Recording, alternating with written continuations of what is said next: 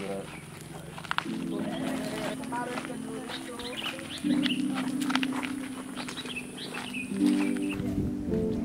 total berapa hektar, Mas? Kurang lebih 1 hektar. Mas.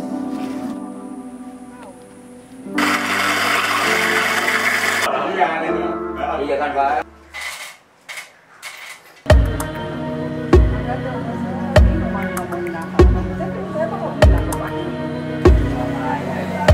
Kalau sate itu panis ya, atau salsa. Assalamualaikum warahmatullahi wabarakatuh, sahabat sehat. Alhamdulillah nih, kali ini saya ada di wilayah Batang ya Pak ya. Batang. Ada di Batang, tapi kali ini insya Allah kita jalan-jalan karena perjuangannya luar biasa. Boros doa, ya kan, jalannya luar biasa, tapi semuanya itu lelahnya hilang. Karena apa? Kita bisa menikmatin lahan kopi dan merasakan nikmatnya kopi dengan kualitas yang terbaik. Nah, di sini insya Allah saya tidak sendiri, tapi ada Pak Rohim. Ya, Pak Rohim ini masya Allah pengalamannya luar biasa. Gitu masuk rumahnya kita ada spanduk besar tulisannya ya dari apa Pak? Semai? Dari Semai sampai Sedu. Nah, dari Semai sampai Sedu. Cuman pas saya kesini tadi saya lihat seduhannya belum ada. Ini. Nah, makanya kita baru lihat ya. Jadi ini Pak, saya mau perkenalkan ya, nanti insya Allah mudah-mudahan nanti jamaah juga akan tahu. Selama ini kan kita hanya tahu kopi itu Sumatera Pak. Iya. Ya, Lampung, Medan, ya udah gitu juga Gayo atau Aceh. Nah, tapi ternyata di Pulau Jawa ini ya walaupun selama ini hampir tidak pernah didengar ya, istilahnya Pekalongan itu punya penghasil kopi. Ada juga Semarang ya Pak ya, bandarannya. Nah, ternyata tadi kita lihat lahan kopi itu cukup banyak sekali. Nah, saya mau tanya Pak ya, kira-kira di wilayah sini udah berapa lama tuh Pak untuk kopi?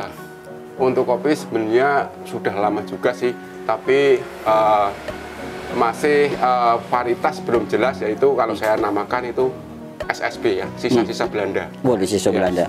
Berarti kopi company dong? Iya, itu adanya. Tapi sehubungan apa namanya kemajuan zaman ya, salah satunya saya sendiri perantau dari Lampung, terus bawa bibit dari Lampung ditanam di sini.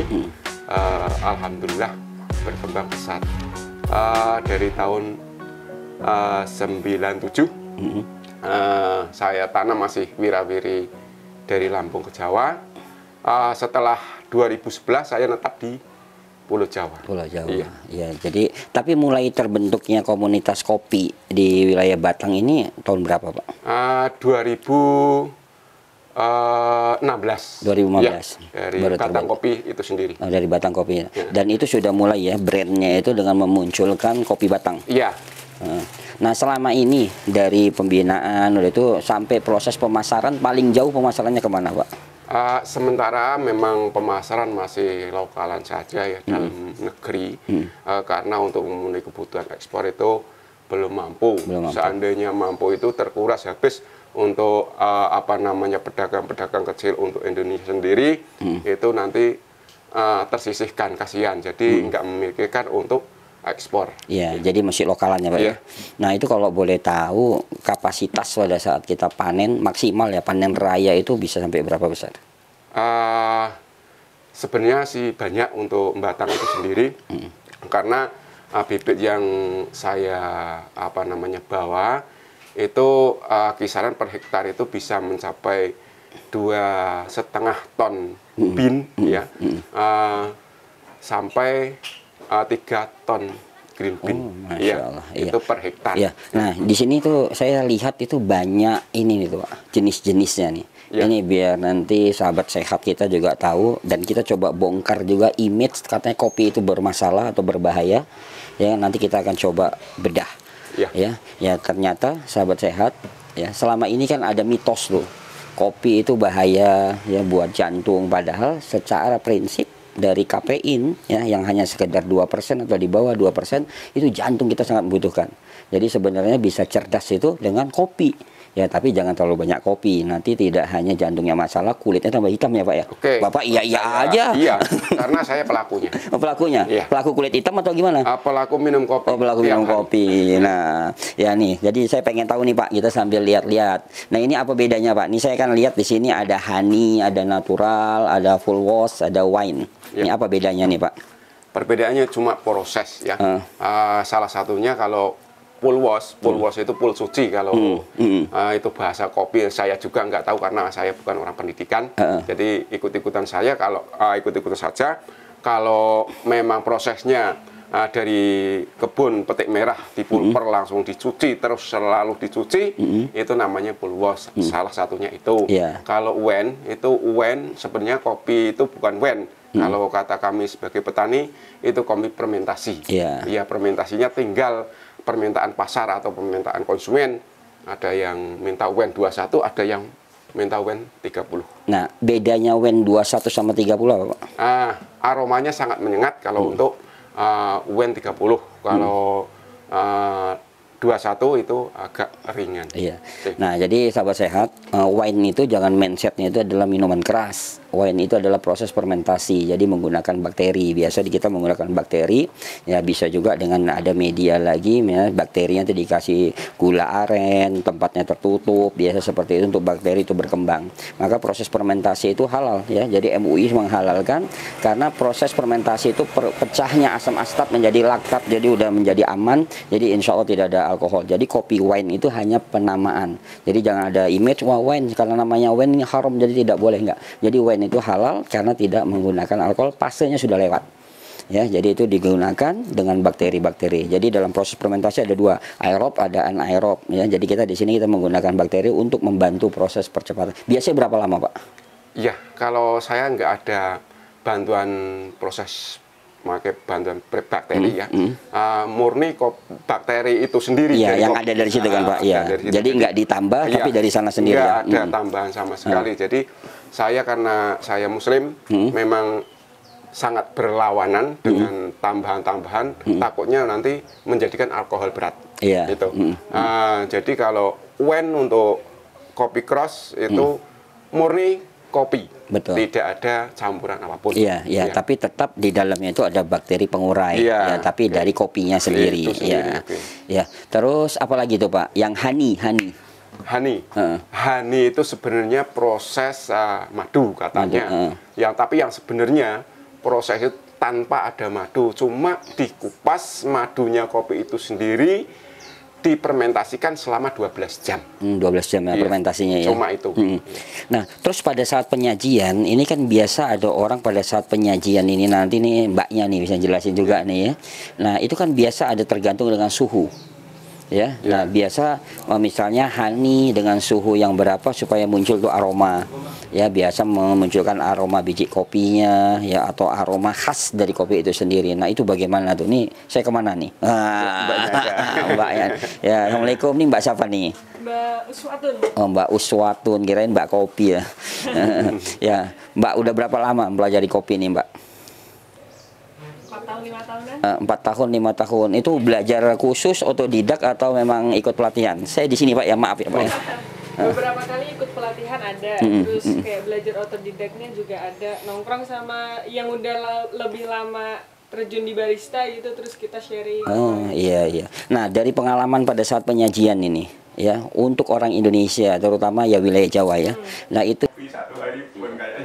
tanpa gula, Pak, atau pakai gula? Tanpa gula.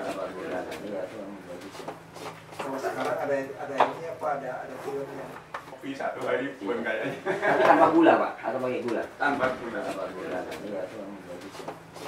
Sekarang ada ini apa ada turunnya. Kopi satu hari pun kayaknya. Tanpa gula, Pak, atau pakai gula? Tanpa gula. Sekarang ada ini apa ada turunnya.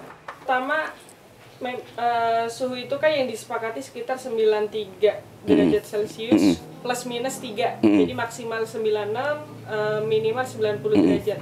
Pun itu kadang kita sesuaikan. Misal ini Dingin. kita di Kabupaten Batang wilayah selatan gitu, relatif dingin, berarti suhunya dinaikin tuh. Karena proses perpindahan pada saat kita puring itu kan nanti suhunya pasti turun gitu. Jadi biasanya kalau misal suhu air yang kita gunakan untuk nyeduh kopi itu rendah, hasil rasanya tuh nggak keluar. Jadi terkesan kayak kotor istilahnya. Kalau misal kepanasan suhunya nanti kayak gosong. Jadi kayak cuman dapat pahitnya doang. Nah, suhu yang ideal ya paling di 90 3 plus minus 3. Ya, nah jadi sahabat sehat, jadi kalau kita bicara suhu itu kita lihat lagi kondisi di lingkungannya. Ya, jadi kalau di Jawa Barat misalnya di Bandung karena tinggi, ya jadi nggak bisa kita pakai suhu 90 karena pas gitu diteduh udah turun, jadi dia harus di push lagi. Jadi makanya tadi idealnya memang 90 sampai 93 96 ya. Nah terus kalau tadi kan anak muda ya. Nah, ada nggak peminat? Karena ini kan kopi-kopi klasik ini hampir tertinggal ya. Nah, karena kalau kita lihat adalah kopi-kopi anak-anak muda sekarang tren ya. Jadi akhirnya kopi kekinian itu melupakan sebenarnya kopi-kopi yang kualitas. Karena yang penting adalah ada kopi, udah gitu toppingnya apa. Nah, di sini ada nggak kira-kira komunitas pencinta kopi klasik? Komunitas pencinta kopi klasik ada pasti. Justru yang misal kayak di sini yang komunitas Batang Kopi, justru kita ngedepanin manual brew-nya. Manual brew. Bukan yang kopi susuannya. Kayak misal kemarin kita bikin acara kenduri juga itu fun battle-nya manual brew ya Pak. Nah itu bukan yang latte art gitu-gitu. Karena ya untuk mendorong produksi kopi yang maksudnya kita keluarin banyak nih. Kalau kopi susuan kan presentase kopinya dikit akhirnya. Iya. Misal manual brew kita lebih banyak gitu. Nah, terus ada pengalaman nggak? Ini kan kita menghilangkan mitos ya bahwa kopi itu bahaya buat asam lambung. Nah, pengalaman Mbak karena kan bisa jadi pada saat beli itu ada ibu-ibu yang suka ngopi. Nah, tips yang diberikan ya misalnya menghadapin orang yang kondisi keluhan seperti itu apa kira-kira? Pastikan orangnya udah makan duluan. Udah makan dulu. Iya, oke. Kemudian yang kedua mungkin kita nanti kasih rekomendasi kopinya gitu. Pertama dari seleranya dia, kemudian mungkin profil kesehatannya dia gitu. Kalau misal dia sukanya Arabica yang asamnya tinggi tuh, tapi dia punya asam lambung ya, kita mungkin nanti rekomendasi kita blend aja deh Bu, Robusta sama Arabicanya gitu. Atau mungkin kita kasih menu yang lain tetap ada kopinya tapi kafeinnya nggak setinggi itu. Iya, sahabat sehat. Jadi insya Allah ya sebenarnya kopi itu aman kalau kita juga mau jujur kepada baristanya. Karena kadang kita pengen karena keinginan kita tapi kita tidak pernah cerita. Ya, jadi kadang ada orang langsung jantungnya berdebar cepat ya karena dia nggak tahu jenis kopi apa. Betul. Ya, atau kadang malah bukan kopi. Karena banyak kita temukan itu juga jagung disangrai. Nah, akhirnya itu yang menyebabkan masalah. Ya, jadi sahabat sehat, nanti kita akan lihat mbaknya action nih. Wah, kita akan lihat tentang manual bagaimana dia akan menyajikan. Nanti kita lihat taste-nya. Jadi jangan kemana-mana, ikutin terus dan insya Allah akan ada manfaat dan kita akan bisa setiap hari minum kopi tapi dengan cara yang sehat. Afwan minkum. Assalamualaikum warahmatullahi wabarakatuh. Waalaikumsalam.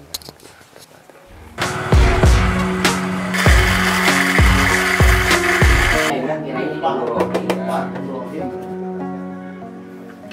Pak kopinya